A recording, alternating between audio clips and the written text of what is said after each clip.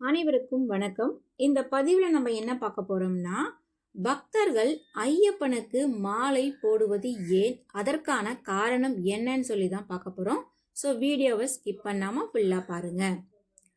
ஒரு நாள் ஐயப்ப பக்தர் ஒருவரை சனி பகவான் அழிக்க போறாரு.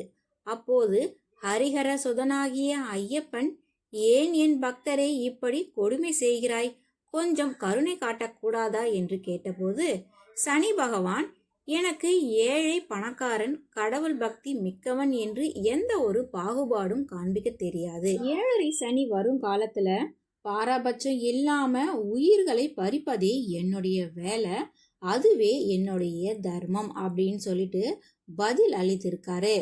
மும்மூர்த்திகளான பிரம்மா, விஷ்ணு மற்றும் சிவன் அவர்களின் படைத்தல், காத்தல், அழித்தல் செயல்களை செய்வது போல நானும் என் கடமையை செய்வது தானே தர்மமாக இருக்கும் என்று சனீஸ்வரன் பதில் அளித்தார்.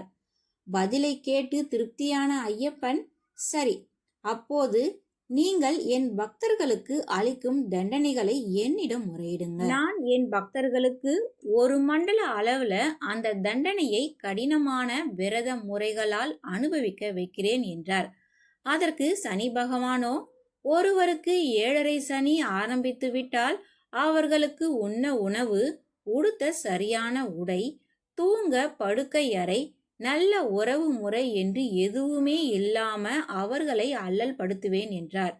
இதை எப்படி நீங்கள் ஒரு கால மண்டலத்துல அனுபவிக்க வைப்பீர்கள் என்று ஐயப்பனை நோக்கி கேள்வி எழுப்பினார். சனீஸ்வரனின் கேள்விக்கு பதிலளித்த சுவாமி ஐயப்பன், கவலைப்படாதே, நான் என் பக்தர்களை ஒரு மண்டல கால அளவுல ஒரு வேளை உணவு உண்டும் ஆடம்பர படுக்கையின்றி வெறும் தரையில உறங்க வைப்பேன்.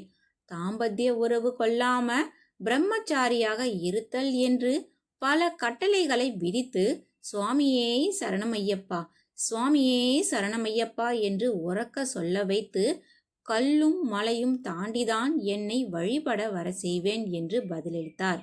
தயவு செய்து கருணை காட்டும்படி வரம் கேட்டார் ஐயப்பன். இந்த வேண்டுகோளை ஏற்ற சனி பகவான் அந்த நாள் முதல் இந்த நாள் வரை ஐயப்ப பக்தர்கள் மேல் தன்னுடைய கொடூர பார்வையை காண்பிப்பதனை நிறுத்திவிட்டார். இந்த வரலாற்றின் காரணமாக தான் நம்ம ஐயப்பனுக்கு மாலை போட்டு ஐயப்பன் விதித்த கடினமான விரத முறைகளை பின்பற்றி ஹரிஹர சுதனாகிய ஐயப்பனை வழிபட்டு வரோம்.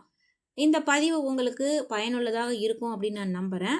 அடுத்த பதிவு எதை பற்றி போடலாம் அப்படின்றத கமெண்ட் பாக்ஸில் பின் பண்ணுங்க. மறக்காம நம்ம சேனலை சப்ஸ்கிரைப் பண்ணிக்கோங்க, லைக் பட்டனை ப்ரெஸ் பண்ணிக்கோங்க. அடுத்த ஒரு நல்ல வீடியோவுடன் நான் உங்களை சந்திக்கிறேன். நன்றி, வணக்கம்.